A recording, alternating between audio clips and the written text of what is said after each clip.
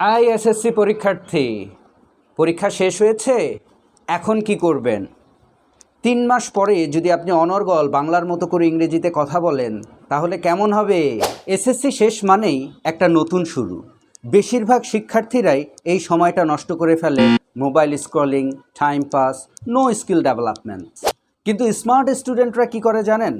তারা এই ৩ মাসে কোনো একটা নতুন স্কিল শেখে যা তাদের জীবন বদলে দেয়। যেমন স্পোকেন ইংলিশ।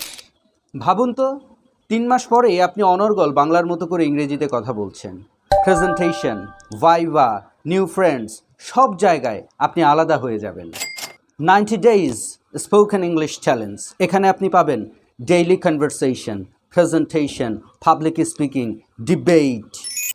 এসএসসি শেষ, এটা শেষ নয়, এটা লাইফ চেঞ্জ করার গোল্ডেন টাইম।